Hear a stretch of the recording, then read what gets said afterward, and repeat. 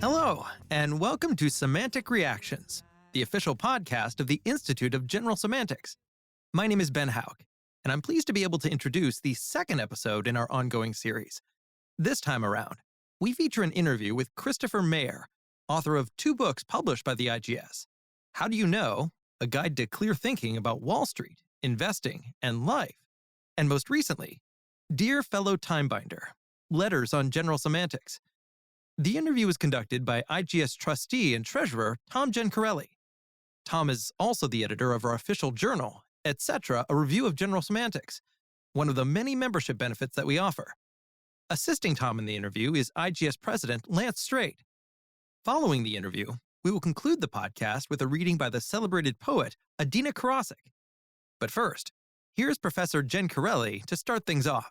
So hello, everyone, and welcome to the second episode of Semantic Reactions, which is the official podcast of the Institute of General Semantics. I'm Thom Gencarelli, the treasurer and a member of the board of trustees of the Institute, and I'm also the editor of the Institute's official journal, Etc., a review of general semantics, which is now in its 79th year of continuous publication. And joining me on the interviewer side of things is Lance Strate, who is the current president of the IGS. And with us today, or I guess whenever you're listening to this, is today's special guest, Christopher Mayer. Chris is the portfolio manager of the Woodlock House Family Capital Fund and a co-founder of the firm. He also blogs about, as he puts it, this thing of ours we call investing on the firm's website, woodlockhousefamilycapital.com. There's no spaces on that address, right? In addition, Chris is the author of 5 books.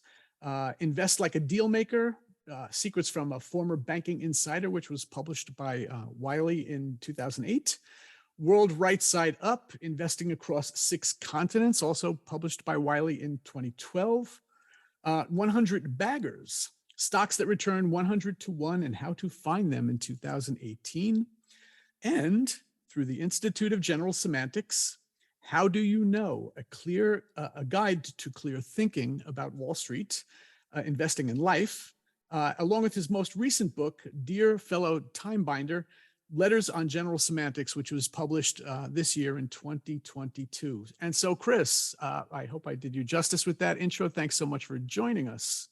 Yeah, thank you for that nice introduction. Good to be with you both.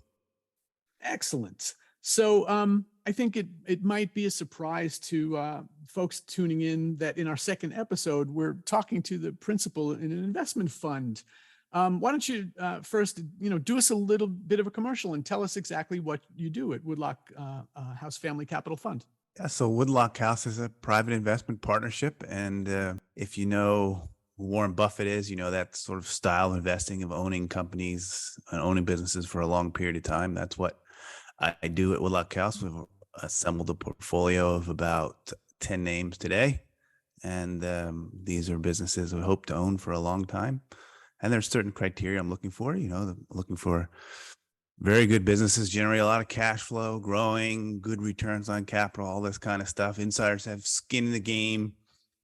And so that's what I do. And it's a lot of fun researching these companies and traveling around and trying to understand what makes them go. So you have on the site your blog with when I look at it, pretty regular entries.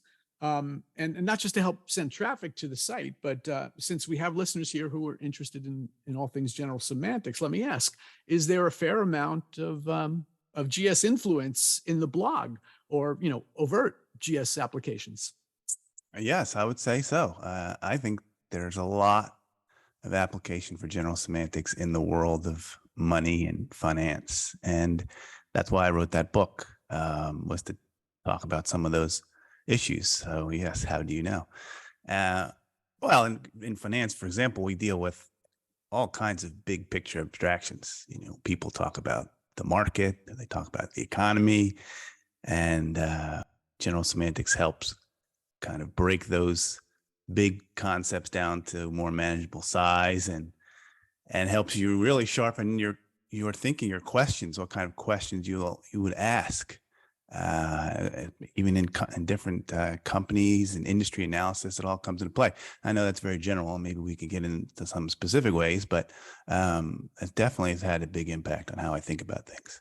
Yeah, I think we would love to get into some more specifics. I mean, can you give us some examples? So one specific that people may be able to relate to, you hear on the news all the time, the stock market is up, the stock market is down. And usually when people say that, they're referring to some sort of index.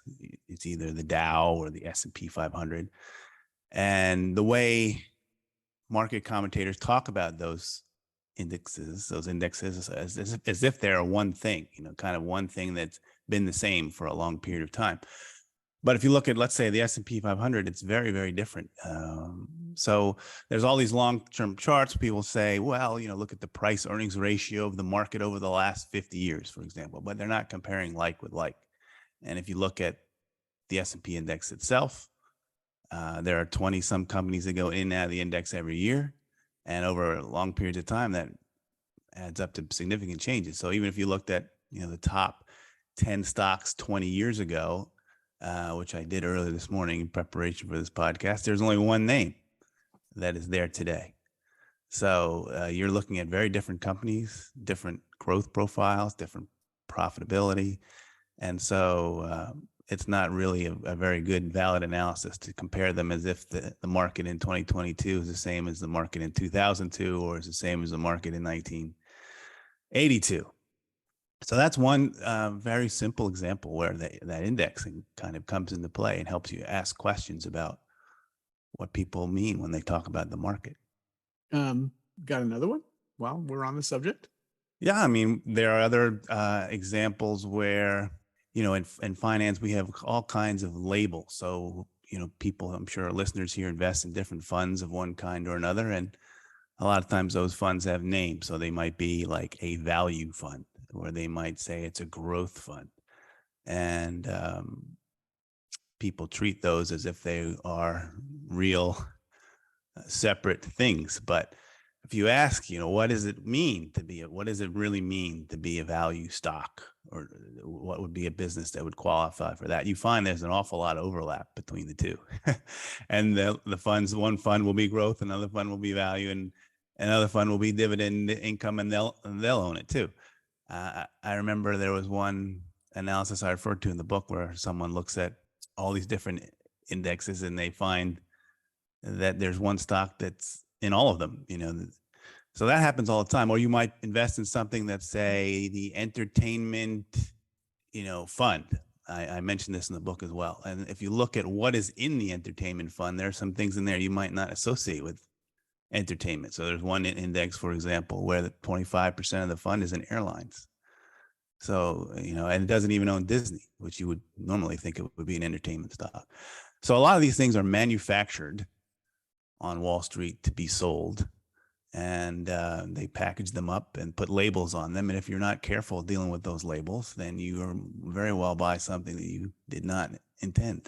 Yeah, I read the How Do You Know a while ago, but now that you're speaking of these examples, I'm remembering them from the book. And I'll also point out that what's interesting to me about the way you designed the book is there are these short little sort of bite-sized chapters of ideas, which is really, really helpful. I mean, cutting to the chase and clarifying things for people who again might want to use it as investors. And yeah, I thought it was really interesting that there was a book, a guy who tried to apply general semantics to investing a long time ago, and I think it was 1958. Lance probably knows.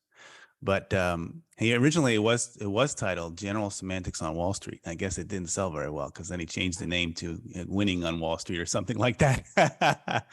But he tried to, and it was, I did get that book, and it was, it was about general semantics, maybe tangentially. It wasn't really a very thorough treatment of it, but that's the only thing that I have found. Otherwise, it had pretty much been forgotten knowledge, seems, for a long time. So I have found it so useful that I thought I would try to share and bring it back a little bit. And so that was really the motivation for writing the book. I mean, could you talk a little bit about how you came upon general semantics in the first place, how you discovered it? Yeah, it was really by accident. I was reading Robert Anton Wilson's Cosmic Trigger. And he mentions Korzybski, and I was just reading this book for fun. And I was kind of fascinated by some of the ideas in there. So I remember I was reading another speech by Robert Anton Wilson. I believe it was his AKML speech, when he said that he's learned more from Alfred Korzybski than any other writer. And when he said that, I was like, well, I have to find out and learn more about this guy. So that's what sent me reading more about Korzybski. And I went ahead and I ordered Science and Sanity. That was the first thing I got, which I didn't get very far with on the first attempt. But I had this feeling that this book had some really powerful ideas, and I wanted to understand it. And so what I remember doing is I remember looking for somewhat easier entries into it. So I remember I got, for example, his Olivet College seminars, which was a pretty simple presentation of some key ideas. I got Bob Poola's glossary. I remember it was very, very helpful. And then I got a second attempt at Science and Sanity. And I did make it all the way through then, but it took a little, I don't know what you call it, a little persistence. But I really liked it, and I thought there was a lot of interesting things in it. And so anyway, that's how I discovered it. And from there, it was a short jump to finding some other books about it and keep reading and finding the Institute, and the rest, as they say, is history. And this was, I mean, how long ago? You were already working in banking and investing? Yeah, it wasn't very long ago. I would say probably, yeah, somewhere maybe 2014, 2015, something around there is when I discovered it. So, and then I just sort of binged on it for a long while. And yeah, so that's how that happened. So we're saying like 8 years. I mean, has it really impacted and changed what it is you do, or did it sort of reinforce what you had been thinking and doing all along? Well, yeah, maybe it reinforced some things, but it has changed a lot in that another way I would say it's changed the way I think about things is that it's helped kind of separate a lot of noise from things that are a little more important.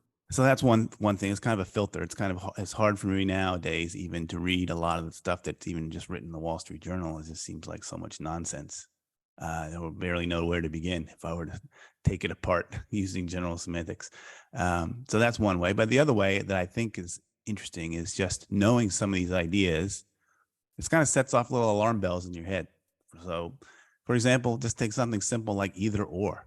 If anytime I hear anybody say that, it's either this or that, my little alarm bell goes off, and well, there can't just be that. There's got to be another way, another option, or something. So things like that, I think it's almost like a little trigger for how you think about things.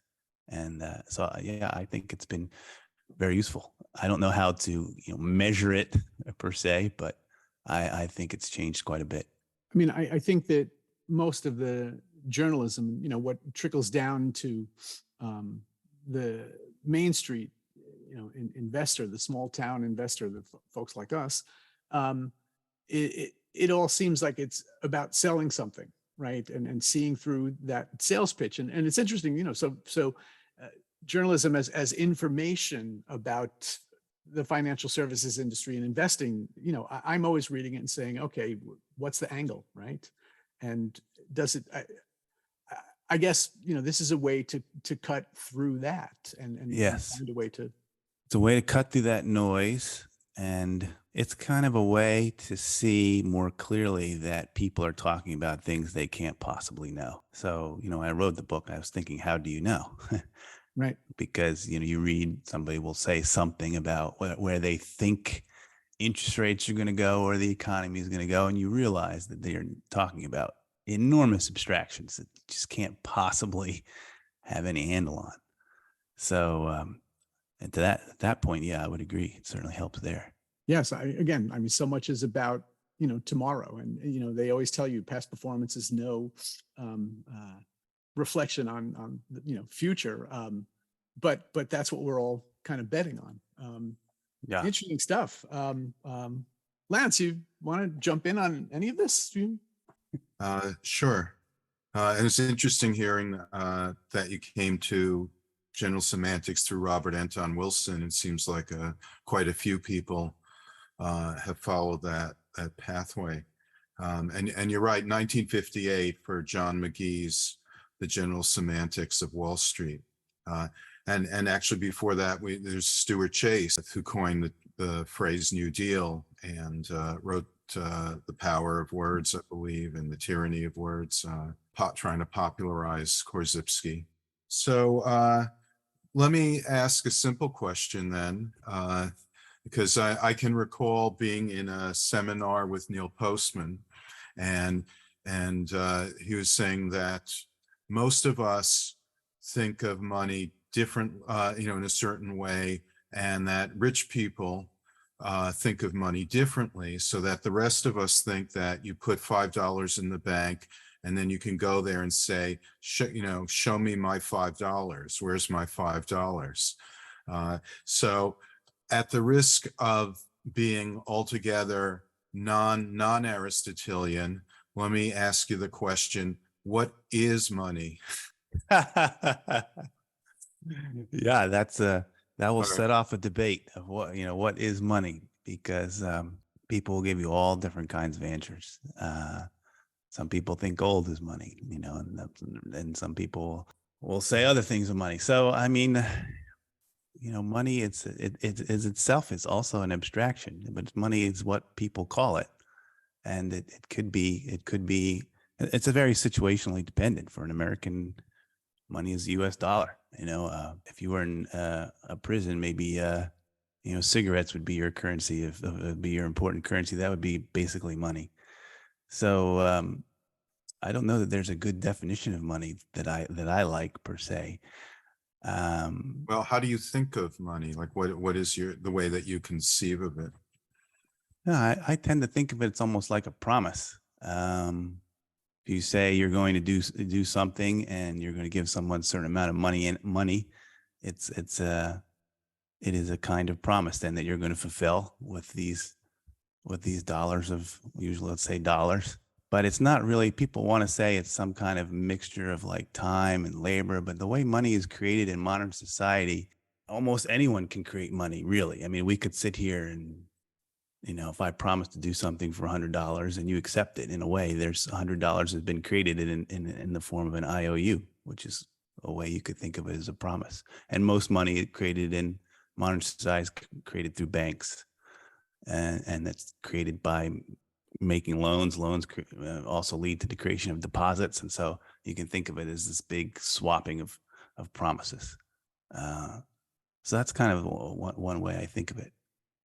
I remember that when I was back in college, I worked for my dad for a while. He was a systems analyst, and I would install modems. I'm dating myself and telling you basically what age I am, and I was down at TRW, the credit company, installing a modem, and I'm looking at a computer screen, and I watched $5 billion be transferred from a U.S. bank to a Brazilian bank.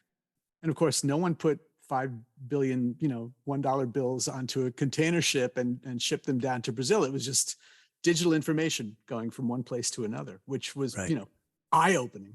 Well, I mean, I used to work at a bank. It was the same thing. So somebody would, let's say I was in business, corporate banking. So a company wanted $1 million loan, and we approved it. We would credit their account for $1 million and debit for the $1 million loan. But where did it come from? I mean, there's a phrase, there's, ex nihilo or ex nihilo, whatever the Latin is, but it's from nothing. I mean, the money comes from nothing. And it's like tokens that are created. There's different kinds of money. There's something people call high-powered money. So the money that the government itself prints, you could think of almost as like a tax credit, because when money's created that way, the way it's destroyed then is ultimately when you pay taxes, then it's destroyed. So it kind of has this cycle that creation and destruction of money. So, I mean, money is a great mysterious sort of thing that we have. It's the most mysterious of abstractions, but it's not an easy thing to answer, really. Yeah. Well, if we use the general semantics formulation of map and territory and say money is a map, what is the territory? Yeah, the territory. What is the territory? Territory is things we exchange, things we value in money. Mm-hmm. But that's ever changing, and the way we value it always changes. I mean, we're even going through a period now where inflation is starting to kick in. So people are changing. The way people think about money and what they're valuing in it is changing. There's a lot of psychological aspects to money as well. So it is a map of a changing, a dynamic territory rather than one that's static and relatively permanent. Yes, and even that has a certain psychological element. So it's not even that it's just things and services, but there's a psychology involved in the valuation of money, people's desire to hold it and how they value it, what they think of it. Anytime, for example, there's a financial crisis or things get difficult, then the value of money tends to go up. And that's reflected in, say, there are currencies that trade against each other. So this year, US dollar, ironically, even though we have inflation here, is very high against other currencies. The US dollar index has appreciated something more than 20% as we speak. So when times are rough, people want cash and value money goes up. Well, kind of think of in the Broadway play Hamilton, there's this moment because Hamilton is the one who's trying to create a monetary system and a centralized bank, and Jefferson is against that, and he's saying that here in Virginia we make real things, we grow real things, whereas you folks in New York, you just move paper around. Is that a fair criticism? Yeah, I mean, that gets to an old line of debate all the time with money. There's always this tension between people who seem to create tangible things versus people who are just moving it around either in services or finance. And that's not just in this country, but everywhere. There's always a tension there. So yeah, that's definitely something that happens. Again, I was just going to ask, and I think this speaks to that. Maybe money is a map of the exchange, right, between parties, and whatever that exchange happens to be in the context of why that exchange is taking place, when that exchange is taking place, for what purposes. Does that make sense? There's an underlying, there's kind of also an underlying sort of threat to money sometimes when you talk about national monies, because Lance, you were talking about when you were talking about creating a bank and creating, trying to get it going. And there are stories about how, like, say the British Empire wanted somebody to use, pounds in a colony somewhere. How would they get people to do it?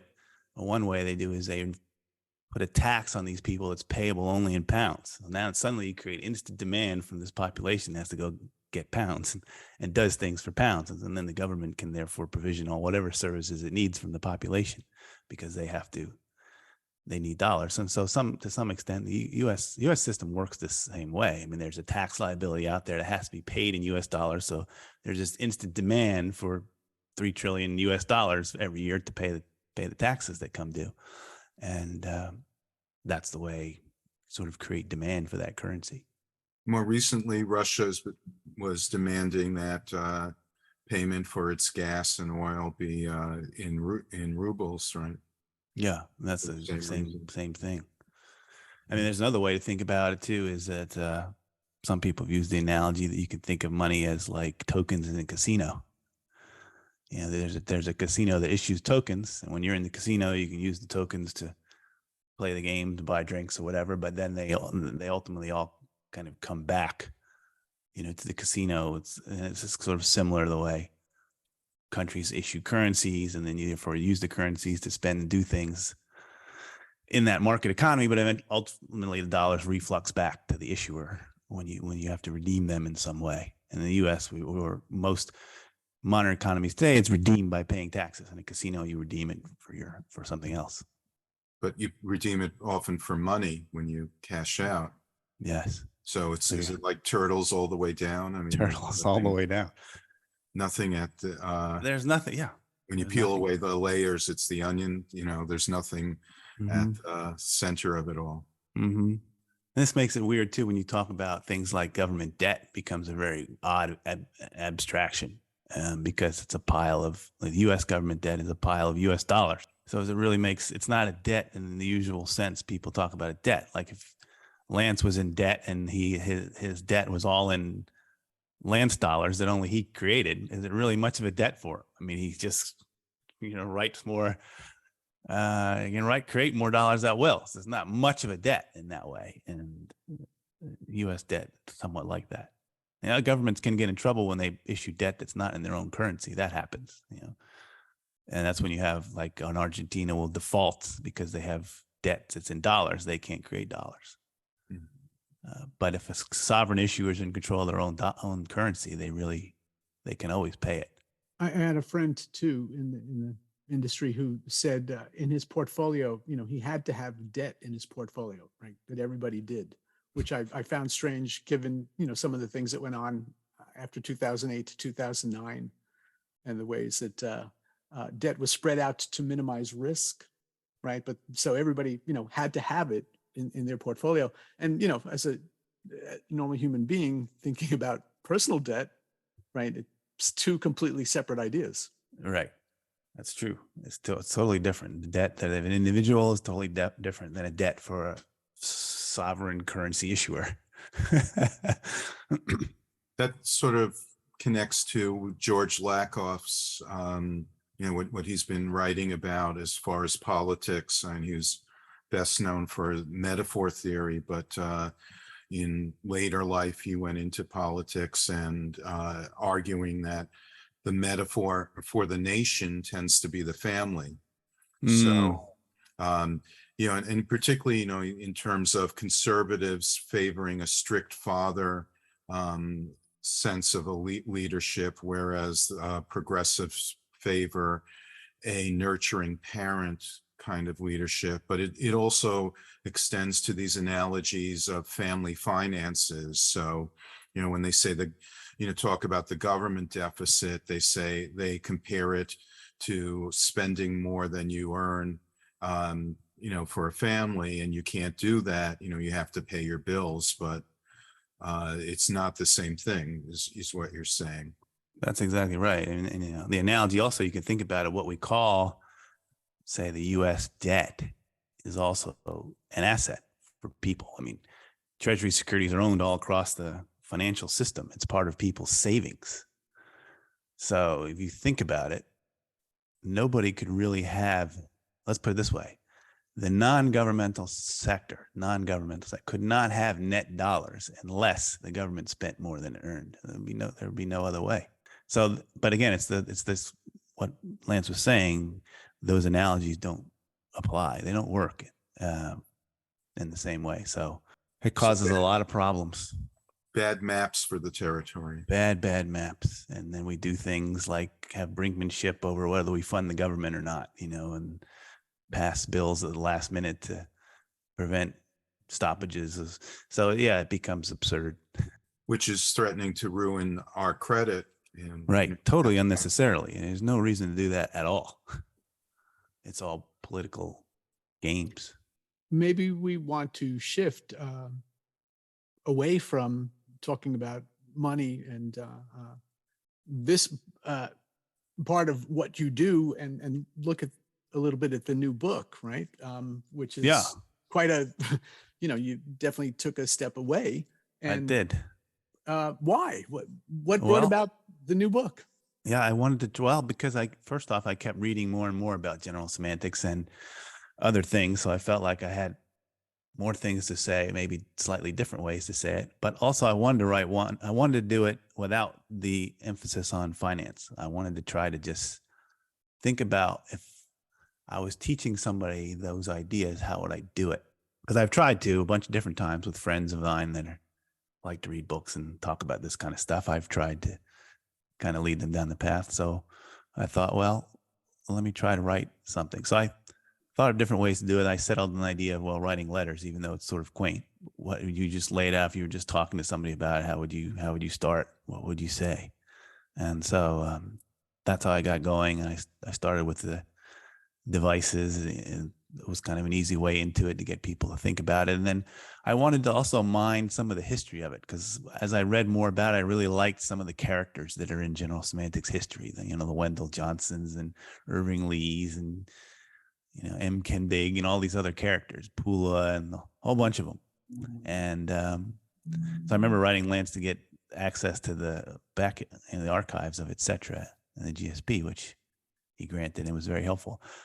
I found a lot of stuff on Google, actually, just Googling with keywords and things. I was able to find commemorative issues. Like when somebody died, Irving Lee died, then they'd have an issue for him, and it'd be 30 or 40 pages of people reminiscing about him. It was really interesting, little facts that come out, things that you wouldn't know, like the fact that he had classes of 250 people, for general semantics, for example. You'd think, wow, how's that? That's just, hard to imagine him was that popular, that he was that popular. And he managed to make the subject that interesting, where he would have, wait lists for his classes, even though he had these enormous classes.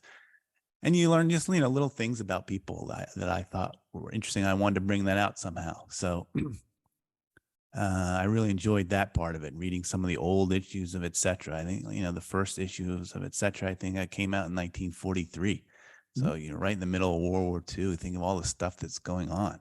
And think about what a time to write about general semantics then. I mean, they had just endless supply of stuff to write about. It was happening every day with the war and propaganda and just all kinds of stuff.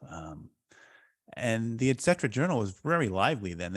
I was surprised about the letter writing section in particular. They would, they had some pretty lively debates, and one of the things that consequences of that, my respect for Hayakawa actually went up, because he was the editor in that stretch, and he kind of invited it. He published a lot of stuff that was very critical even of him. He still published it. So anyway, that's kind of a roundabout answer perhaps, but those are some of the reasons why I wanted to write this book. One of the first things you said is that you were testing it out, trying to, talk to friends and get friends interested in the idea. Did it work? Did you get your friends? Yes, I've had some people have tried. Yeah, I've had some people try to. I haven't had anybody who's read Science and Sanity per se, but I have had people who have, read some things about general semantics. They've gotten my books. Maybe they've gotten a couple of the other more popular treatments of it, and they've mentioned it to me. And yeah, so it's worked a little bit. But there are definitely hurdles. Like I'm sure you are all well aware. Even just the name general semantics is difficult right away. So sometimes I just say, there's this guy Krasipsky, and he had this interesting philosophy. I try to use even different language even before I even say general semantics, just kind of talk about some of the tools and what some of the ideas are. But yeah, I mean, I think it's worked somewhat. I mean, that's great, because, that's obviously our mission. That's what we're always trying to do, make the tent bigger and invite people in and get them to realize, that it can be helpful to them. And again, in all walks of life, which is why it's really interesting to talk to you about, about using it in investing. But yeah. And one of the other things I liked too about it, one of the things I tried to do in my book was kind of make general semantics so it seemed more like it was just part of all these ideas that were going on in, Western thought, so to speak. So it's not like it's its own, because sometimes it gets a reputation of being this cranky thing. But really, you could read going back to, Hobbes, even earlier, Plato, and there's a lot of people who are dealing with the same kinds of ideas, and I like to read philosophy books just for fun on the side. And it always struck me when I would come across Francis Bacon. There he is talking about things exactly what Krasipsky was talking about. Words are not the thing, and how ill-defined certain words are, these abstractions, and I like that kind of stuff. So I tried to pack some of that in there as well to try to show that, that wasn't that Krasipsky had this odd obsession over things, or the people in general semantics have odd obsessions over things, but it's part of all these ideas that were kind of floating around. And really what Krasipsky did and what general semantics does is sort of bring a lot of these strands together, and so that it's, one subject. Did you know, by the way, that so Mike Plew, who is a colleague of mine at Manhattan College, is the current president of the New York Society for General Semantics. And as he took over, he's been running these online Zoom-based reading circles. And did you know that your book is up next, starting on, I think, November 8th?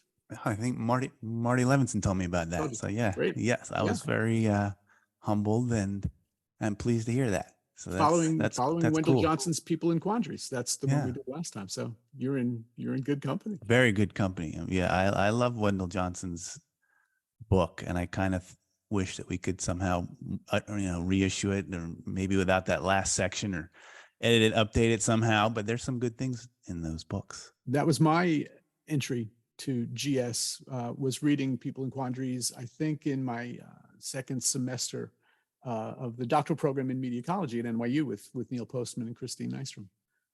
yeah, that was the first one.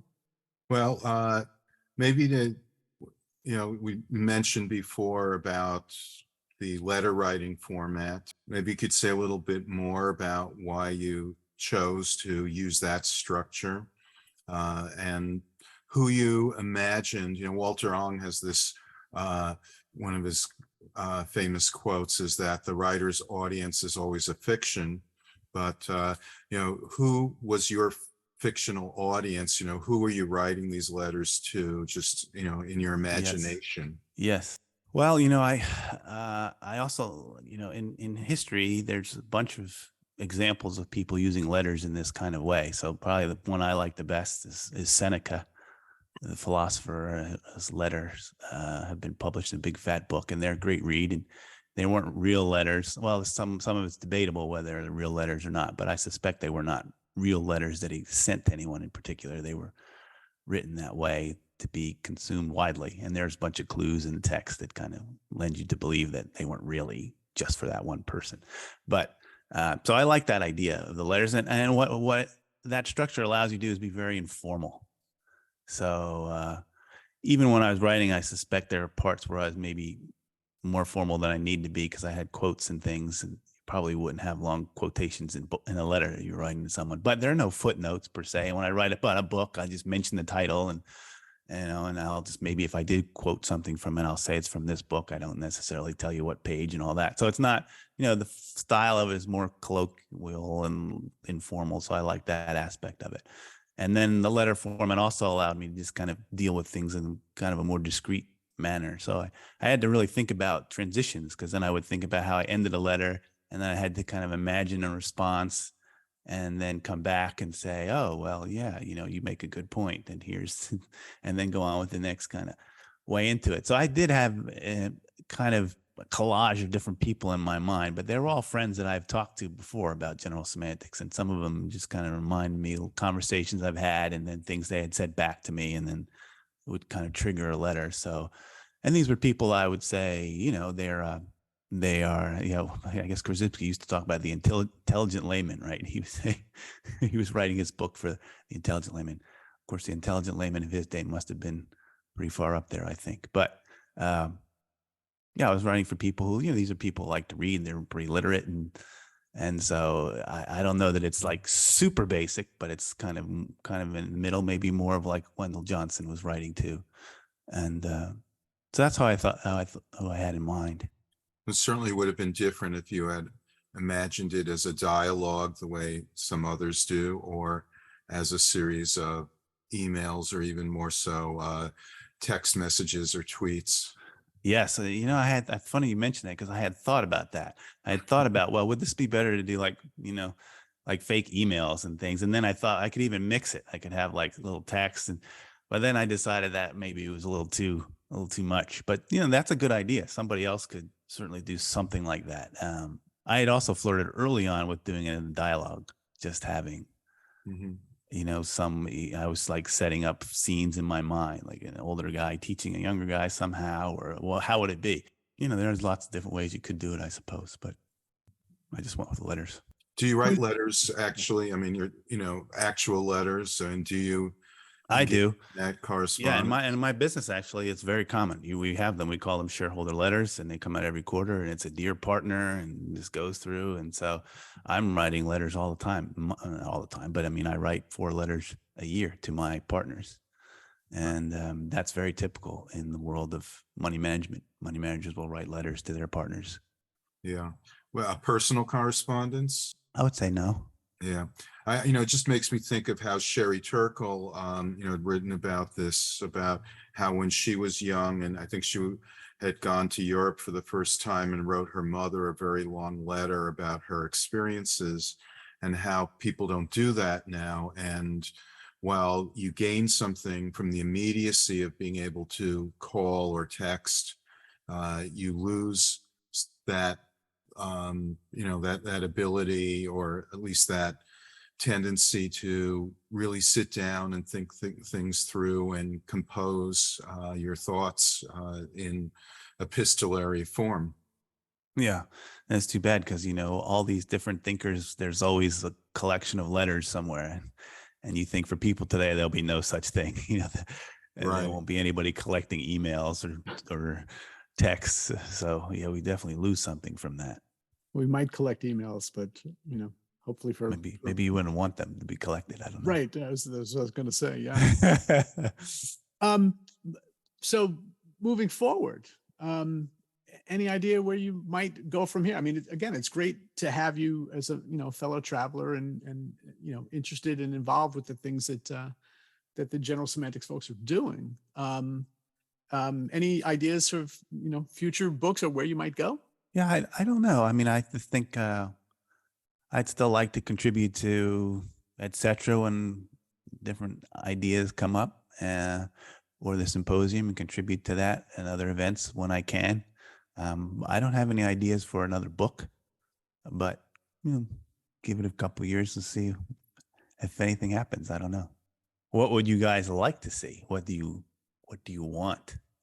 If you had your wish list of members contributing in some way. If we Go could ahead, get Lance. something on how to get rich quick, I think that would definitely add a lot to our popularity. Well, what do you mean by rich, though? Exactly. Yeah. Again, my answer to the question is just we're looking, to expand the tent is the term that we use a lot, and the more we can get people interested and on board, that's I think that's the mission. That's the icing on the cake. Yeah, that's interesting. Reading the early editions of etc. and so on, is that they did draw from a lot of different areas. They did. Yeah. And a lot of important, figures, which Mhm. I think maybe was just, outreach on Hayakawa's part. And certainly when Postman took it over for 10 years in the beginnings of his tenure as editor, he used his network and went out and asked people and got them on board.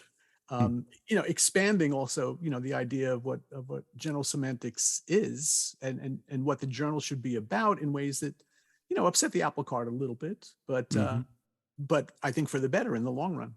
Yeah, actually, an idea for somewhere to go. It was earlier in our discussion when we were talking, because a lot of what you've written about in terms of Wall Street is about personal finance, but the question of how the government deals with money and how people and political rhetoric about that, and the ability to kind of deconstruct and analyze and criticize what's being said about the economy and the deficit and inflation. All of these things, would certainly be something that would mean a lot today. Mm-hmm. And in doing so, clarify what's going on so that we can Yeah. cut through the clutter and all of the sales pitch. Yeah. Cut through the bullshit. Yeah. Yeah.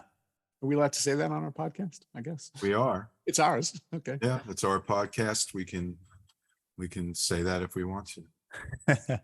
Well, again, I think that with respect to being nice and fair to our listeners, we don't want to go along all afternoon. And Chris, certainly, we've taken up a great deal of your time.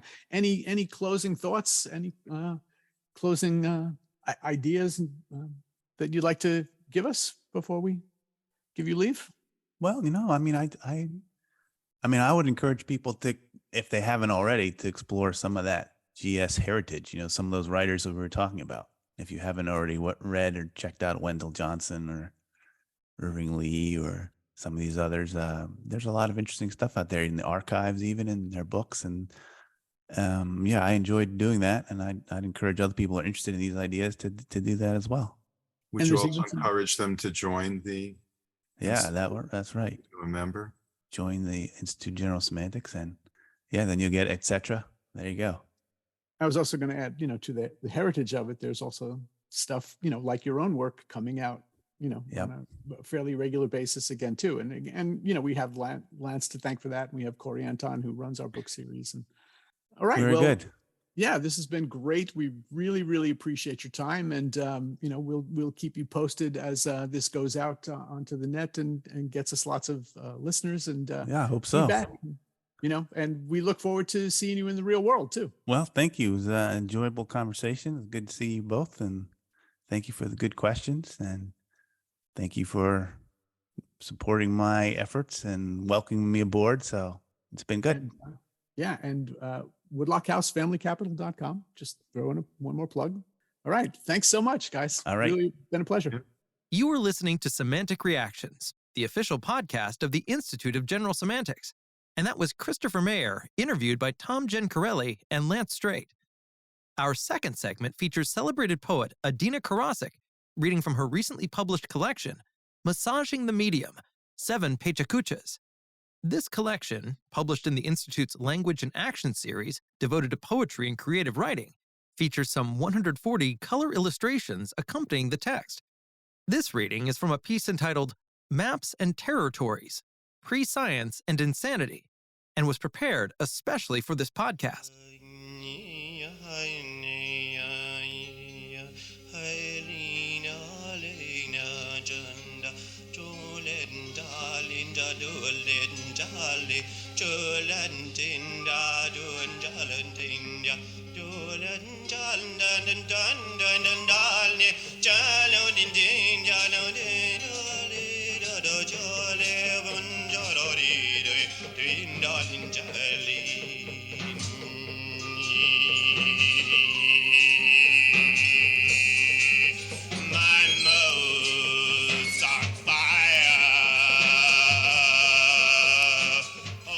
Hi everybody, I'm Adeena Karasick, reading to you from my new book, Massaging the Medium, 7 Pechakuchas, newly out from the Institute of General Semantics Press.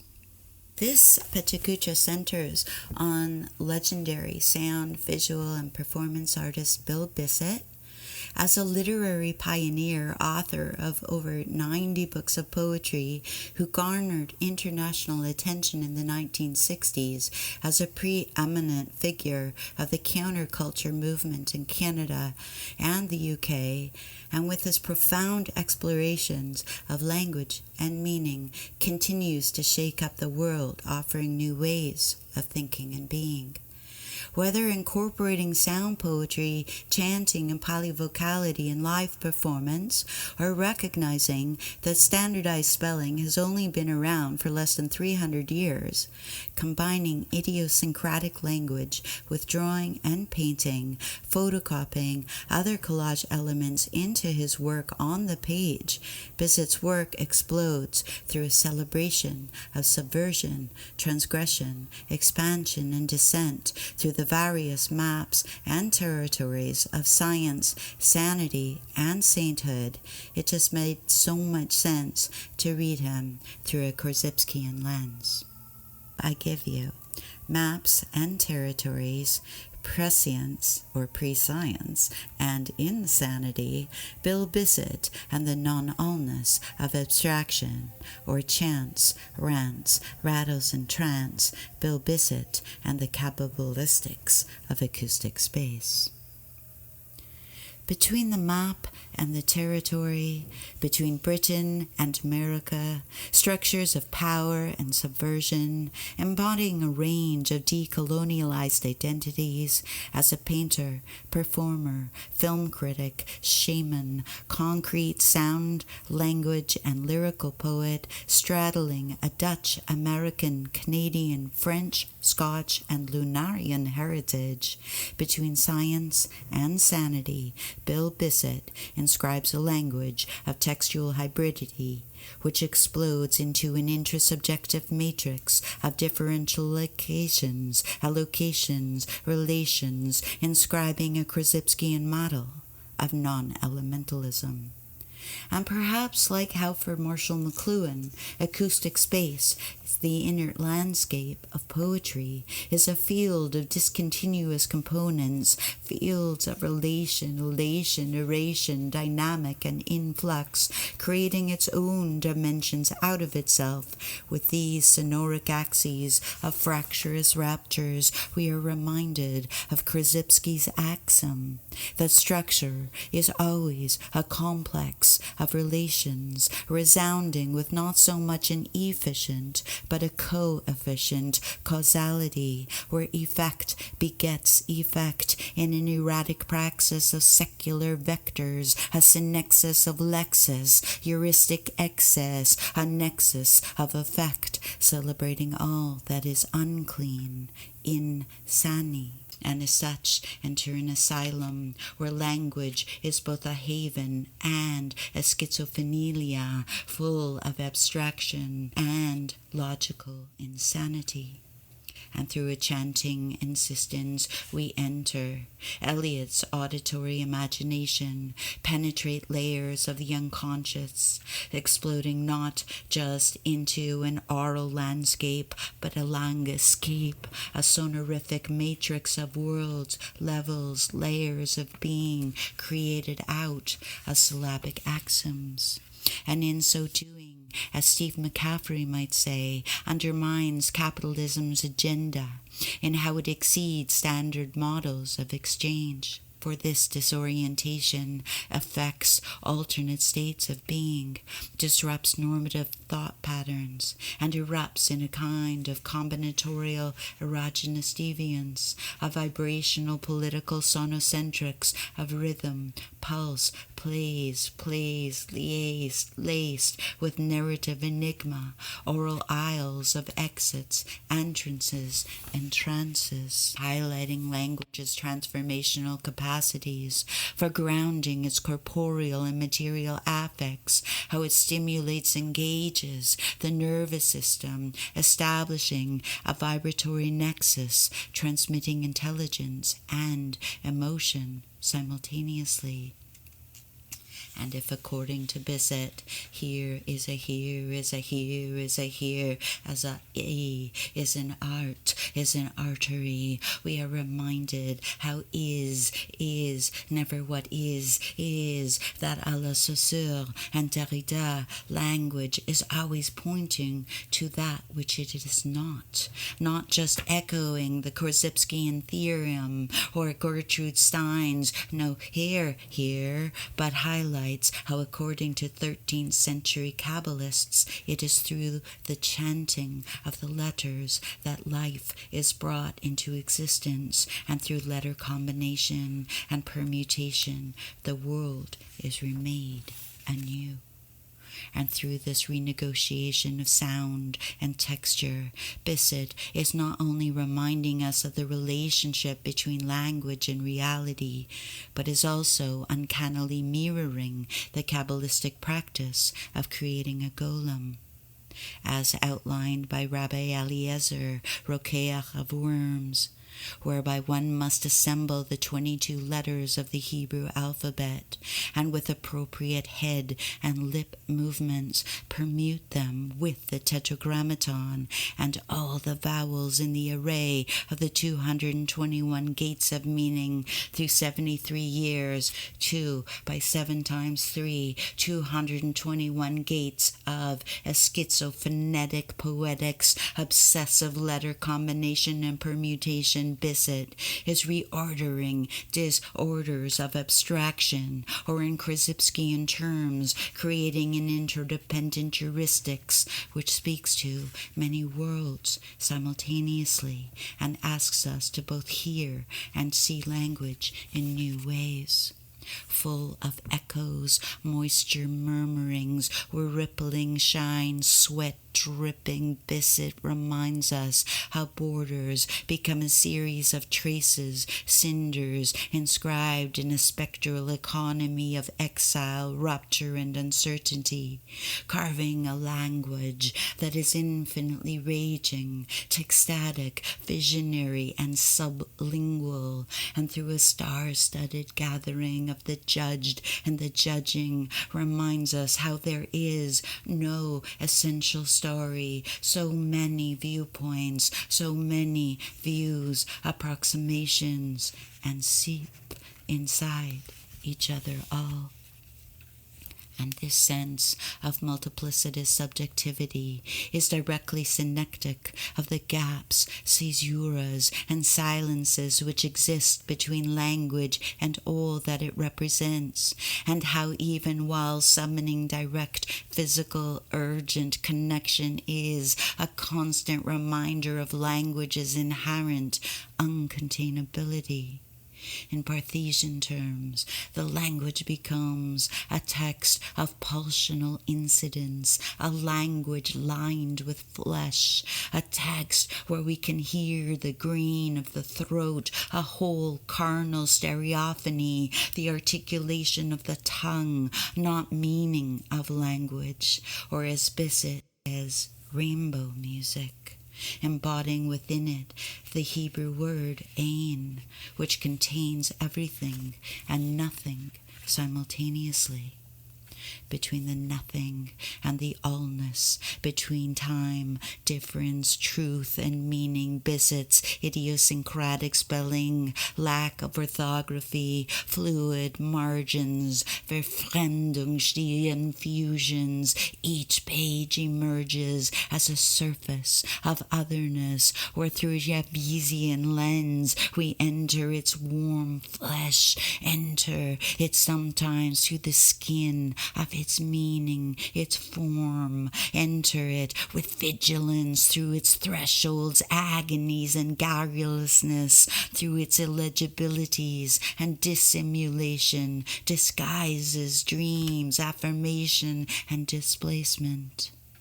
Thus between the writing and the written and the yet to be written, where all is shattered, fragmented, wandering and rebellious, between borders, orders, laws, flaws, codes, idioms, territories, deserts and promises, questions, probes, anxieties, abandonments, absences, abscesses, obsessions, and flourishes, Bissett writes himself through a complex of codes, texts, logic systems, saturated with palimpsestic her historicities, unpredictabilities, promiscuity, and possibility, where the meaning of meaning lies. Between the improper, inappropriate, improprietous, riotous, depropriated, expropriated, celebrating all that is insane, unsanitized, full of not causality but pausality, and repels, reappels, or propels itself between readability and resistance, and as a saporous reciprocity of parasitation, quotation, restoration, appendices, which binds a range of differences and discriminations that inform the discursive and political practices of cultural hierarchization. Bissett urges the listener to rethink the relation between these dominant discursive practices, social and political lines of power, and how this renegotiation of textual and sonic space becomes a powerful tool for social, political transformation and change. Or to use Voloshinov's terms, a kaleidoscopic clash of social accents that displaces structures of authority. Bissett opens up a space for new political initiatives through contemporary poetic thinking, through a constant renegotiation of language, power, and representation, through relocating location as a location of locution, a collation of illocatable occasions, a locus of interlocutory collusion. He turns the hybrid ear of the other back onto itself, and provides a political aesthetics to articulate and negotiate the unassimilable operatic language and history within the contingent margins of acoustic space, pre-science, and sanity. Auf Wiedersehen.